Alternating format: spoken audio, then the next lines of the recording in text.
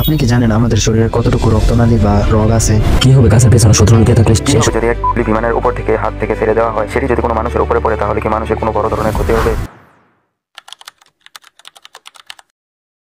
যদি সব রগ বা রক্তনালী একসাথে করি তাহলে কতটুকু দৈর্ঘ্য হবে?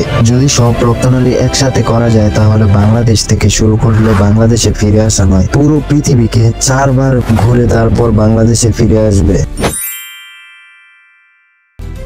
কি হবে গাছের পেছনে শত্রু লুকিয়ে থাকলে? সেই শত্রুর উপর গাছ বেদ করে গুলি করতে চাইলে সেই গুলিটি কি শত্রুর গায়ে গিয়ে লাগবে নাকি গাছে আটকে যাবে? চলুন দেখি তাহলে। প্রথমে সেটা যদি 9mm পিস্তল হয় তাহলে ছোট একটা দাগ মাত্র কেটে যাবে, আর সেটি যদি ম্যাগনাম পিস্তল হয় তাহলে গাছের মধ্যে একটা বড় গভীর খাঁজ পড়বে, কিন্তু বুলেট তখন অন্য পাশ দিয়ে বের হতে পারবে না। এখন যে রাইফেলটা সবচেয়ে সাধারণ, যেটা সেনা ব্যবহার করে, তখন সেটাকে গাছের দিকে ছোড়া হয়। বুলেটটা গাছের ভেতরে অনেক গভীরে ঢুকে যায়, কিন্তু আবারও পিছন থেকে বের হয় না। আর সবচেয়ে শক্তিশালী যেগুলা 50 ক্যালিবারের, যেটা ছোড়ার সময় গাছে একটা বড় গর্ত করে, এমনকি গাছটাকে জ্বালিয়ে দেয়, তবুও অবিশ্বাস্যভাবে বুলেটটা পুরোপুরি গাছ সেভ করবে, শত্রুর গায়ে আঘাত হানতে পারে না।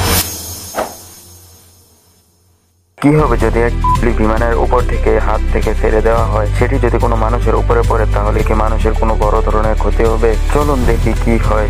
গুলিটি নিয়ে বিমানে ওঠার পর বিমান যখন 9000 কিলোমিটার উচ্চতায় পৌঁছাবে, তখন সেই গুলিটি ছাড়লে গতি আস্তে আস্তে বাড়তে থাকবে এবং সেটি 200 কিলোমিটার পার আওয়ার গতিতে পৌঁছাবে এবং সেটি মানুষের উপর পড়লে মানুষের পর্যন্ত হতে পারে। সাবস্ক্রাইব করে পরবর্তী ভিডিও দেখার জন্য বেল আইকনটি অন করে রাখুন।